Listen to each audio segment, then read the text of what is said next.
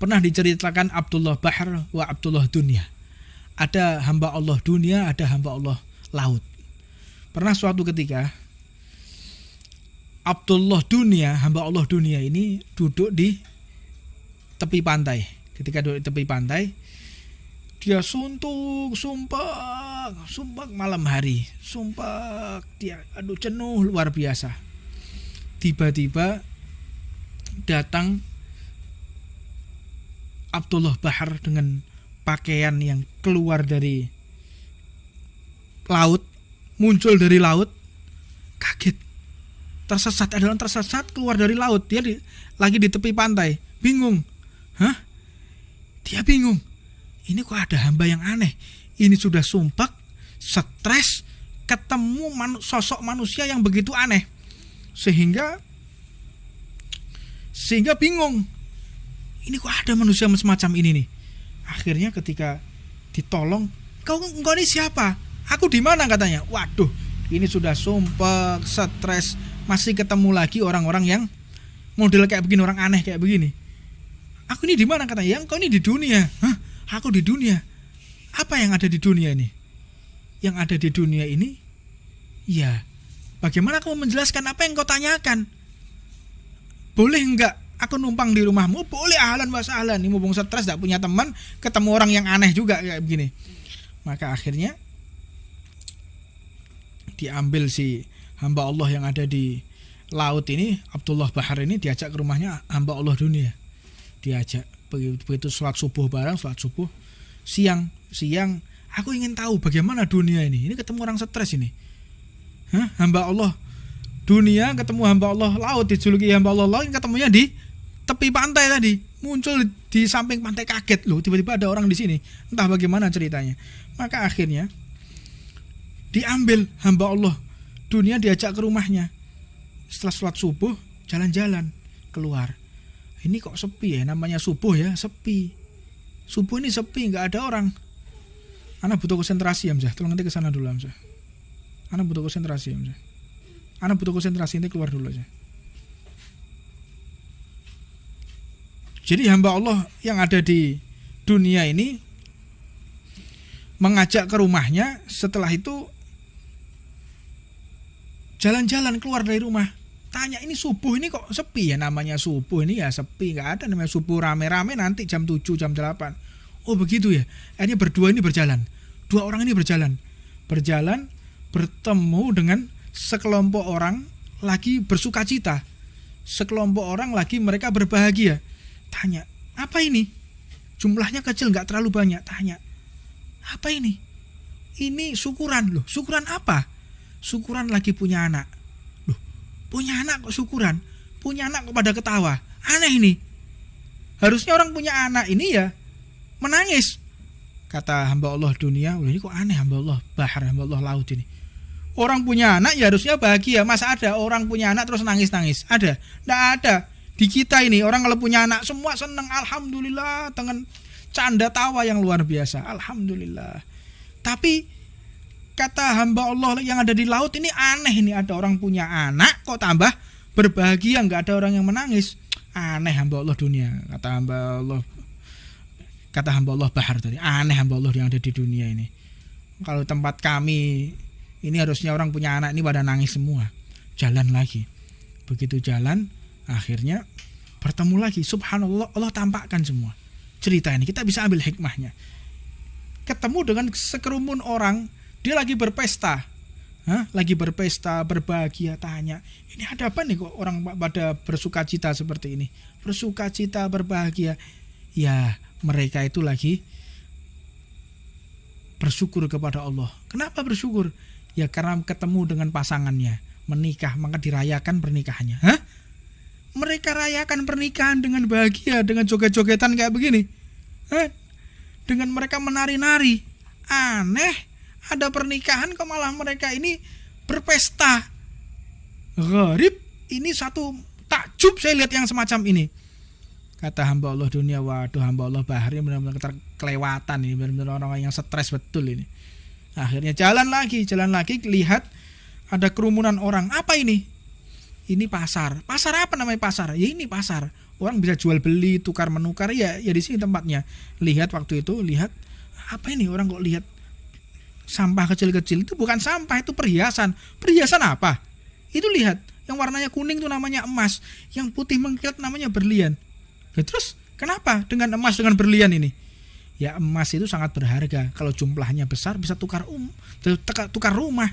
Beli apapun yang kita inginkan dengan emas ini. Hah? Kaget. Emas bisa ditukar dengan rumah. Emas bisa ditukar dengan apapun. Iya. Ada gharib. Ini gak masuk akal. Kok ada emas bisa ditukar dengan bisa ditukar dengan rumah, ditukar dengan kebutuhan. Kok aneh. Berlian bisa ditukar dengan apapun yang kita inginkan. Aneh. Hamba Allah yang ada di dunia ini.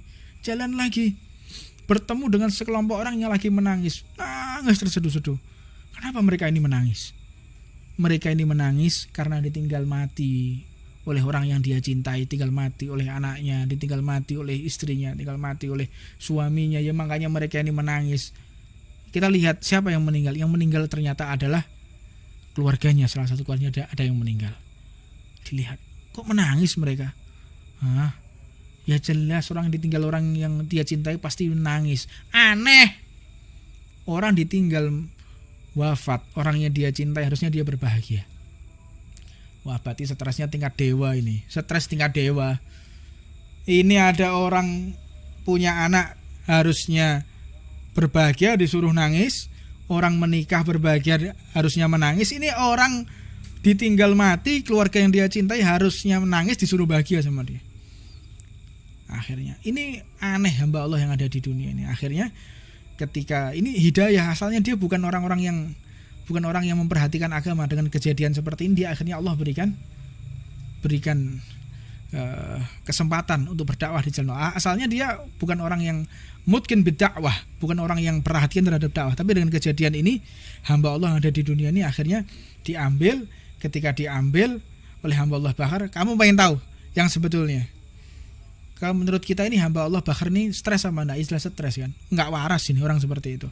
Akhirnya hamba Allah yang ada di dunia ini dipegang, diajak masuk ke dalam, di bawah lautan, masuk dalam lautan. Ternyata di laut itu masih ada hamba lagi. Masih ada hamba seperti manusia begini. Masuknya pada saat itu menjelang sore masuk. Waktu itu ada hamba itu masuk ke dalam laut tadi, dilihat ketika masuk di situ. Ini udah waktunya maghrib, sholat bareng masuk ke dalam laut sampai sholat isya. Ketika sholat isya dilihat, ya ini isya ya. Iya ini isya, semua orang lagi rame. Masuk, berdua nih masuk. Setelah masuk di dunia, ditarik, dibawa masuk ke dalam laut tadi. Nah, ketika masuk dalam laut, lihat ya. Banyak lihat. Apa yang kau lihat ini? Ini berlian. Ini apa? Ini emas. Gak ada artinya di hadapan kita. Sampah buat kita. Aneh. Mulai aneh. Dunia mulai terbalik. Kalau di tempat kita dibungkus, hilang. Kita kecewa, hilang. Stres, hilang, bingung. Di sana dibuang-buang. Di laut itu dibuang-buang. Sama hamba Allah yang ada di laut itu dibuang. Emas, perhiasan, berlian dibuang. Gak ada artinya di sana. Maka ketika masuk di dalam laut, dilihat di situ, mulai jam 11 malam, jam 12 malam, jam 1 tambah rame. Kalau di dunia jam 1 tambah sepi, tambah nggak ada orang. Tapi kalau di laut tambah rame. Ini kok aneh nih, ini malam hari kok tambah rame. Iya, waktunya mereka bersenda gurau dengan Allah. Waktunya mereka berduaan dengan Allah. Waktunya mereka mengadu kepada Allah. Karena setiap malam Allah telah membuka pintunya. Allah telah membuka pintu. Kita punya masalah, kita punya apapun. Malam hari Allah telah menawarkan dirinya. Mana hamba-hambaku? Mana hambaku yang pengen punya hajatnya dikabulkan? Mana hamba-hambaku yang katanya cinta kepadaku? Kenapa engkau tidur? Engkau katanya cinta kepadaku. Engkau sayang kepadaku. Tapi kenapa engkau meninggalkan aku sendirian? Engkau lebih pilih tidurmu daripada berduaan denganku, kata Allah Subhanahu wa taala. Maka mereka ini sadar betul apa yang telah Allah ucapkan, sehingga setiap malam bertambah malam mereka tambah ramai. Apa sebab? Ingin berduaan kepada Allah Subhanahu wa taala. Maka ketika di hari itu ditunjukkan sama seperti ketika di dunia. melihat sekelompok orang lagi menangis. Sekelompok orang lagi menangis. Sekelompok orang lagi menangis. Kenapa? Dia punya anak. Nangis dia. Aneh, ini punya anak kok tambah harusnya berbahagia seperti kita yang ada di dunia ini. Bertemu lagi dengan sekelompok orang, semuanya pada menangis, memohon kepada Allah. Kenapa? Ada pernikahan. Kita ada pernikahan, pesta, ada makanan. Kalau di laut itu, hamba Allah yang ada di laut, mereka kalau ada pernikahan mereka menangis. Mereka menangis semuanya. Sampai akhirnya ada keranda, mereka lagi ngusung keranda. Belakangnya seperti orang pakai rebana. Alhamdulillah, tola al-badru alaina. Seperti memuji-muji Rasulullah. Gosidah dengan drum band ya, dengan rebana. Ini ada keranda diiringi dengan drum band, diiringi dengan rebana. Maka saya minta ya. Kalau mungkin antum masih panjang umur, kalau saya mati duluan saya pengen seperti itu. Kalau saya mati nanti saya pengen diiringi dengan rebana. Saya pengen mati diiringi dengan rebana, jangan ada yang nangis. Saya kepingin tim hadroh nanti ngiringi jenazah saya dengan rebana. Itu hari pertemuan saya dengan Allah Subhanahu wa taala. Hari yang benar-benar saya tunggu ketika bertemu dengan zat yang paling saya cintai, yaitu Allah Subhanahu wa taala. Saya amanatkan kepada antum yang masih hidup, saya mati duluan. Tolong ketika nanti saya meninggal, iringi dengan rebana, jangan ada yang nangis. Karena itu adalah hari raya buat saya. Kematian adalah hari raya. Pertemuan saya dengan Allah Subhanahu wa taala. Maka ditanya, bagaimana terbalikkan antara duniamu dengan dunia? Ketahuilah, orang nangis di laut ini punya anak. Kenapa? Karena anak adalah amanat dari Allah. Anak ini akan diuji oleh Allah. Belum tentu nanti dia akan menjadi anak yang berbakti. Belum tentu juga dia menjadi anak yang setia kepada hukum Allah. Kalau anaknya durhaka, kalau anaknya nanti bermaksiat, dia akan ditanya oleh Allah. Anak ini akan menjadi tanggung jawab besar di hadapan Allah Subhanahu wa taala. Kalau dia maksiat, kalau dia berbuat jelek, dia akan ditanya oleh Allah. Orang tuanya sudah meninggal di alam kubur, masih ditanya bagaimana kondisi anaknya yang saat ini berdiri di atas bumi yang masih bernafas. Ditanya oleh Allah. Kalau ada putrinya bermaksiat, dihajar oleh malaikat, diinterogasi oleh malaikat, walaupun bapaknya sudah mati, walaupun ibunya sudah mati, tetap ditanya oleh Allah bagaimana cara mendidik dan menafkainya. Kok bisa punya anak bermaksiat kepada Allah? Kok bisa? Aneh. Orang yang punya anak justru dia bahagia, dia rayakan. Aneh. Harusnya dia menangis karena anak ini adalah amanat dari Allah yang akan dipertanggungjawabkan di hadapan Allah Subhanahu wa taala. Begitu juga dengan pernikahan, mereka menangis sudah tepat. Apa sebab? Mata ini amanat, tangan ini amanat, kaki ini adalah amanat. Punya istri amanat dari Allah. Nambah amanatnya. Begitu juga kenapa mereka di dunia ada orang yang meninggal kok harus dengan menangis. Beda dengan ada yang di laut, mereka berbahagia. Mereka berbahagia. Apa sebab? Yang di laut telah lulus ujian Allah dan dia bertemu dengan Allah dalam keadaan bahagia. Man ahabba liqa Allah, ahabullah liqa'ah. Wa man kariha liqa Allah, karihallah liqa'ah. Barang siapa dia cinta bertemu dengan Allah, maka Allah pun cinta bertemu dengan dia. Dan barang siapa dia benci bertemu dengan Allah, benci, takut mati, takut diadili. Engkau takut mati, engkau benci mati, Allah pun benci bertemu denganmu. Makanya lapang dada. Ketika ajal menjemput, ini adalah pertemuanku dengan Allah Subhanahu wa taala. Hari kebahagiaan buatku. Makanya jangan ada di hati kita singgah yang lebih kita cintai melebihi Allah Subhanahu wa taala.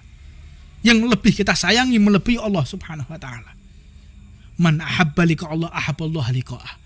Kita cinta kepada Allah, maka Allah pun cinta bertemu dengan kita. Wa man kariha liqa Allah, karihallah liqa'ah. Kalau kita benci bertemu dengan Allah, Allah pun benci bertemu dengan kita. Dan Allah mempersiapkan kebusukan. Allah mempersiapkan siksa yang pedih, mulai dari sakaratul mautnya sampai di alam barzahnya, alam kuburnya, dan sampai di akhirat selama-lamanya dia sengsara. Ini hakikatul hayah, hakikat kehidupan. setelah kita mati nanti. Ketika kita bangkit dari alam kubur, itu adalah hakikat kehidupan kita, bertemu dengan Allah Subhanahu wa taala. Mudah-mudahan ketika kita wafat, Allah cinta bertemu dengan kita, dan kita pun cinta bertemu dengan Allah.